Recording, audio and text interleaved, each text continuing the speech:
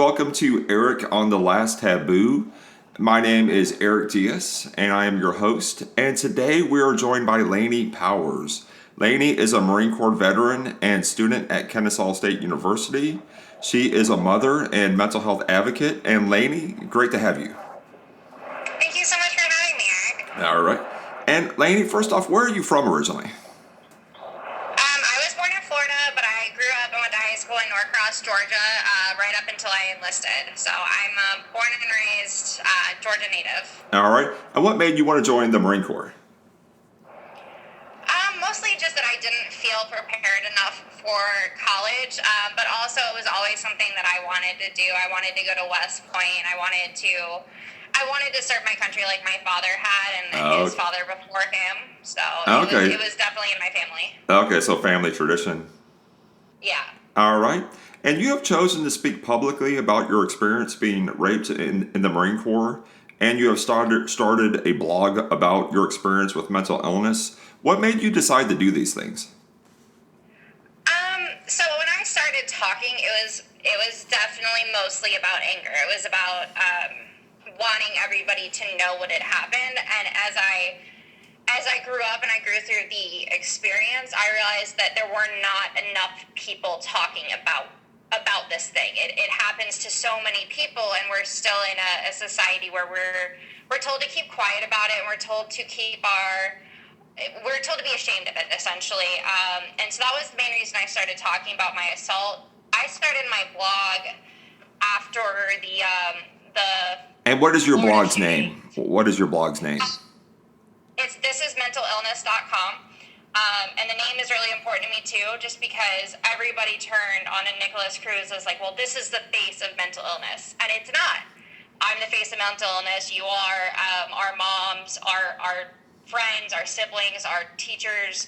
There are so many people living with a mental illness that don't feel comfortable enough to come out and say that they are sick and they are being treated or they are seeking treatment, just because we're willing to say that a school shooter is the face of crazy when that's not the case at all. I was, as someone who has schizoaffective disorder, I was really taken aback at Chat Tech. There was a school shooting and people were talking about people with mental illness, and I was like, I could just think like they're talking like they have no idea that I take psych meds, and they're talking about, oh yeah, like I kept my mouth shut at the time. I wasn't as open, but yeah, I really see where you're coming from. People talk about mental illness there are people with mental illness that are homeless and in need of they're doing, but some are doing very well. So you're a good example of that. Yeah, I feel like we want to put them all in the same box of like criminals and crazy or homeless, and it's just not true. And the more we come to realize that, the more open people can seek, and hopefully the more people can get help at an earlier age. Okay. Also, with me, it really helped my self-image to speak publicly about it.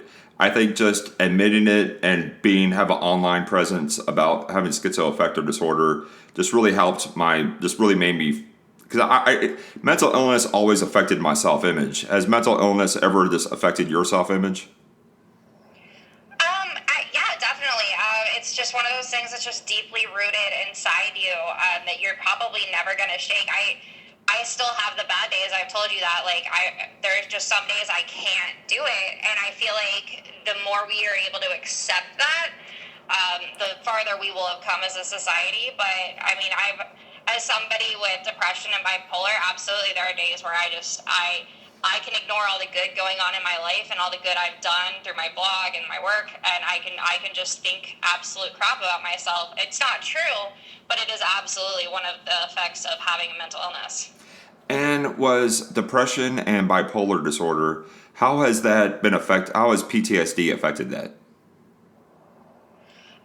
So having PTSD in a family that already has mental illness has been different. It's amazing that my mom and my parents are as supportive as they are, and they did encourage me to seek help and seek treatment. The second anything happened to me that they figured out. But it does put a new level on it. It puts a secondary layer to what is already a hard to treat problem. And people always want to think that veterans with PTSD are are combat veterans, and I'm very open about the fact that I never saw combat. I never deployed. I am purely sexual trauma, and that makes everybody very awkward if you say that out loud in a sentence. So really, all I want to do is make it so it's not as awkward, so that people can actually understand that that's the thing that happens, and it's happening in an outrageous amount. Oh, well, good for you. Good for you for speaking out. One of my favorite things about being so open about having a mental illness is people who would not normally talk about it will pull me aside and tell me stuff they're going through, and I can help direct them to treatment or just be a good role model for recovery. But do you ever have people that don't speak openly pull you aside and want to talk to you? Yeah, absolutely, all the time. Especially like now that I have a growing presence on Facebook with my blog, I have so many, especially Marines, but like so many military people, so many women that have experienced the sexual trauma that tell me that I help them, and I was just doing what I do. I was venting my daily struggle or whatever it was, and like that's really what keeps me going, because I'm not at the point where I think I'm going to change laws or change the military's deeply rooted traditions, but just knowing that I help like one person get through it, that makes the world to me. Like, I'll do it forever if I can just have that one person who I helped, whether or not they come up to me and tell me, or they hit me up on Facebook and just let me know. Like, those are the people that really matter. So if you make a difference in one person's life, I think it's all worth it. Okay. And you say that you want to change. You're willing to do it even if you don't change laws. But you say you reported this in the military and nothing happened. Yeah, so in the military, everything's a little different. You have military police, but I was a Marine stationed on an Army base living on what is now dismantled Fort Ord. So it was really living on base housing outside of the military, but I still didn't have the right to call the police. And you don't have that right as active duty. You have to call your chain of command, and my rapist was in my chain of command. So really, and that happens so often. There was legislation put in that was proposed a few years ago called the STOP Act that allowed military rapes and sexual traumas to be taken outside of the chain of command, and it did not pass. So right now there are people out there that are suffering, and they are being led by their rapists. They're being led by their assaulters, and I think it's wrong, and I would love for that to change, and I would love for people to know it's happening so that more people could be literally just as outraged as I am. All right. Well, good for you. I say good for you for speaking out. But also, what would you say if a female student or anyone else told you they were thinking about enlisting in the military? I have lots of friends that refer their sisters, their nieces, their friends to me when they think about enlisting. And I still, even with what I went through, I don't regret it. I have so many friends from the Marine Corps. I learned so much. The Marine Corps is paying for my school, and I'm 70% disabled. So like I really did learn so much, and I did grow as a person. But I just want them to be very open and aware of just the sheer statistics, because when I went through it, I thought I was the only one, and it was a huge reason why at 20 years old I didn't say anything, is because I literally thought that this was just something that happened to me, and so there must have been something I did to deserve it. And then when you turn around and you look at the statistics, and it's 25%, 50% if you're deployed, like that's insane. And I'm very open with anybody who asks me. I'm like, this is what you are getting into. You will have the best of friends, but you will have the worst of enemies. Oh, okay. And you say you're 70% disabled. Have you sought treatment at the VA? Yes, I'm seen by the trauma recovery program. It's fairly hard to get into, but once I got in, it was the right mental health care for me, a different mix of therapies and group therapy and medication. So once you qualify for that program, it's actually led really well, but I do know a lot of Marines and a lot of different people that are struggling to get proper care from the VA. So you just have to really do the research and see what's out there and see what would work for you, because a lot of people don't even know that the trauma recovery program even exists. Okay. And what was the process like? You say it's hard to get into. What was the process like?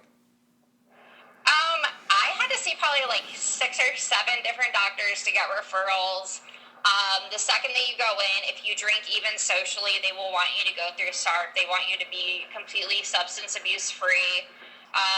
They wanted to be very much the last ditch effort, and everybody in there was probably twice, if not 3 times my age. Mostly women recovering from sexual assault, but a few combat veterans as well. And just getting in, they don't confirm your trauma, they confirm your PTSD more than that. And to relive that to a doctor that you're only going to see once, that's a very hard process to go through. Okay, so if they were gonna reform the VA when it comes for victims of sexual trauma, was it just maybe only have one doctor that you go to and not 6 or 7? Would that be something that would help? I'm entirely a fan of believing people. They have nothing to gain from this. Gaining therapy it's not like gaining money. And the disability process and the healthcare processes are entirely different. So I think that if anybody reports a sexual assault or says that they have been sexually assaulted, I think they should automatically be seen by the trauma recovery program until they no longer feel like it's necessary. Because, I'm sure you know, but therapy is a ton of work. It's not something people just do for fun. Oh, okay. Also, you say you have autoimmune disease as well. Has the VA been helpful in dealing with that? No. No. I'm actually seen by private healthcare doctors through my employer for my blood disorder and my autoimmune disease, just because, honestly, the VA doesn't have the right doctors for it. They're just not staffed properly to be able to take care of such a complicated issue. My father is right now battling prostate cancer, which is not at all a rare cancer, and he's having to do all of his treatment down in Florida because literally they just don't have the staff in Atlanta. Okay, and you go to the medical center in Decatur, is that correct? Yes. Oh, okay. And if you were appointed, like say you were in charge of the VA, what would you change, like based on your experience? Okay, so many things. But probably the biggest thing is getting healthcare providers that really understand the military. Unfortunately, a lot of the people that choose to work at the VA can't get a job somewhere else. The doctors are underpaid and they're overworked. So I would say making the budget fit the service. And I think that they deserve to be paid more so the veterans can get really the health care that they deserve. Okay. And the Army was considering loosening up its restrictions for people that have taken psych meds in the past, and I believe a couple other things they're going to lighten up. And as someone, the military would now, I think I'm too old, but the military would never have taken me. And I think there's a good reason for that because I was on so many medications. But in your view, would that be a good idea? I think it depends on an individual basis. A lot of things that the military does cut out, it is definitely on an individual basis, like tattoos and everything like that. There's a huge difference between having a sleeve of tattoos and having a sleeve of Nazi tattoos. And they do have waivers for pretty much everything. I think that if you have taken medication and you're responding well to your medication, I think that at that point you're a normal human being and you deserve every right that a normal human being does. So yeah, I would absolutely support somebody who is responding to medication well and that has a doctor's support to join and serve their country like everybody else. All right, well, sounds good. And 2 more questions related to your blog. Since you started your blog, have you ever experienced any cyber harassment? Not directly related to my blog, but of course, I even hate to say that, but of course, as a woman on the internet, absolutely. The first wave was from people in the Marine Corps who did not think that what I went through was worth being talked about, that I was tarnishing the name of a good Marine, which is how the Marine Corps thought of it as well. And then since then, I have a lot of people that don't think that this is an issue worth talking about in the current political climate. I have people that tell me like, oh, well, we have bigger things to deal with. And I just don't think that's true, because if you're related to anybody or you know anybody who's lost their life to suicide, like that's the biggest thing in their world right now. So, I mean, to each their own, but I absolutely think it's worth talking about, and I'm going to continue to talk about it because it's important to me, even if it's not important to everybody else right now. All right. And one last question. A lot of people I know, including myself, are in the process of starting blogs and podcasts. What advice do you have for us as a veteran of the online journalism? My advice is to just talk about what really sets your heart on fire. Like, just talk about what keeps you up at night, and you will have an audience, because we're not alone in this world. Like, everybody has their individual struggles, but we all have a group of people that will understand us. So just talk about what you love and what makes you feel passion, and people will come and they will listen, and you will start changing lives. All right, Laney, thank you so much for taking the time, and thank you so much for your activism. And hopefully I'll be able to talk to you in the future. And thanks for coming on. Yes, absolutely. Thanks for having me. And thank you for listening. And once again, you're listening to Eric on The Last Taboo, and have a good day.